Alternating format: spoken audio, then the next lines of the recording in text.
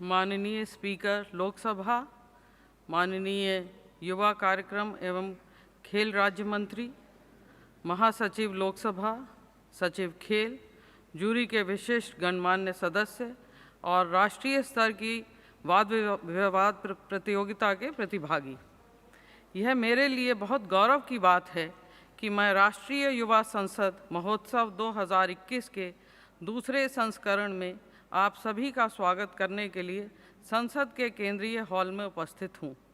मैं यहाँ उपस्थित सभी की तरफ से माननीय स्पीकर लोकसभा का हार्दिक आभार व्यक्त करती हूँ, जिन्होंने संसद के केंद्रीय हॉल में इस आयोजन की अनुमति प्रदान की।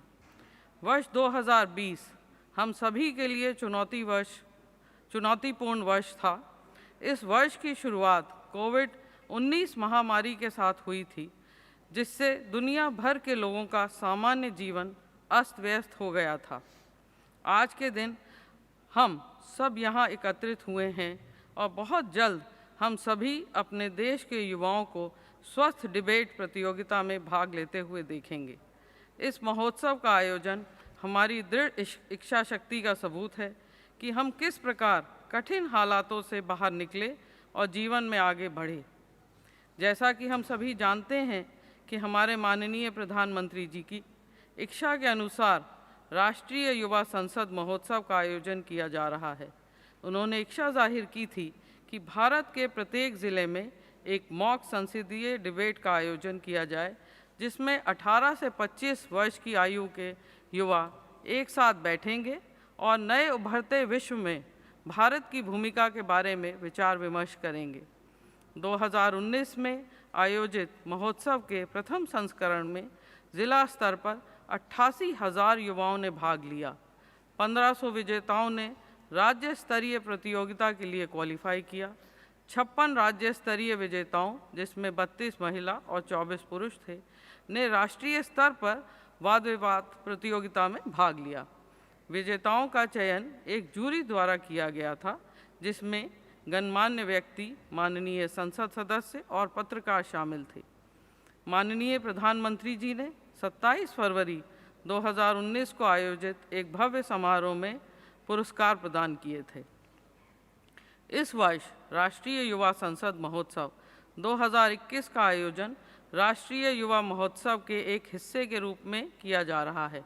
यह कार्यक्रम 12 से 16 जनवरी के बीच आयोजित होने वाले महोत्सव का शुभारंभ है। जैसा कि हम सभी जानते हैं, स्वामी विवेकानंद के जन्म दिवस को राष्ट्रीय युवा दिवस के रूप में मनाया जाता है। स्वामी विवेकानंद ने अपने ओजस्वी भाषणों से दुनिया भर में हमारे महान देश की सांस्कृतिक और धार्मिक विरासत का प्रचार प्रसार किया था। उनकी इस वैचारिक धरोहर को हम आगे बढ़ा रहे हैं। इसी क्रम में राष्ट्रीय युवा संसद का आयोजन राष्ट्रीय युवा महोत्सव का हिस्सा है। इस वर्ष क्योंकि कोविड-19 महामारी की चुनौती अभी खत्म नहीं हुई है, इसीलिए ज़िला और राज्य युवा संसदों का आयोजन वर्चुअल माध्यम से किया गया। यह अपने आप में एक अनूठा प्रयोग था। मुझे ये कहते हुए प्रसन्नता हो रही है कि कोविड-19 महामारी के कारण उत्पन्न प्रतिकूल हालातों के बावजूद हम आगे बढ़े हैं। 30 राज्य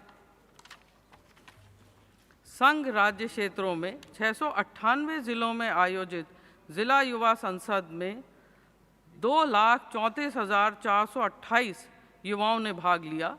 राज्य स्तर की युवा संसद प्रतियोगिता में 1345 युवाओं ने भाग लिया और विभिन्न मुद्दों पर अपने विचार व्यक्त किए।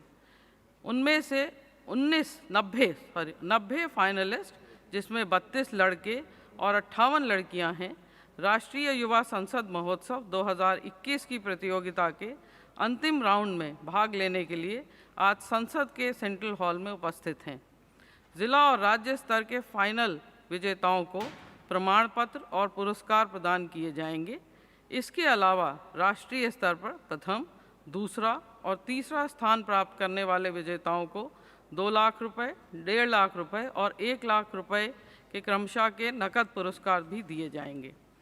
इस आयोजन ने देश के युवाओं को एक अनूठा मंच प्रदान किया है, जहां वे जीवन के विभिन्न पहलुओं से संबंधित विषयों पर अपने विचार व्यक्त कर सकें। वे सभी प्रतिभागी विशेष बधाई के पात्र हैं जिन्होंने कोविड-19 के कारण उत्पन्न बाधाओं के बावजूद भी इस फेस्टिवल में पूरे तन्मयता से भाग लिया है। हम शीघ्र ही अपने अपने राज्यों, संघ राज्य क्षेत्रों से पहला स्थान प्राप्त करने वाले 30 फाइनलिस्ट को महत्वपूर्ण विषयों पर डिबेट करते हुए देखेंगे। संसद के इस सेंट्रल हॉल में उनके बीच एक अत्यंत रोचक और दिलचस्प बहस होगी। इन शब्दों के साथ मैं माननीय स्पीकर श्री ओम बिरला जी, मंच पर आसीन अन्य सभी विशिष्ट अतिथियों, जूरी के माननीय सदस्यों, प्रतिभागियों, इस सम्मानीय सदन में मौजूद सभी व्यक्तियों और इस भव्य आयोजन से ऑनलाइन जुड़ने वाले सभी लोगों का एक बार पुनः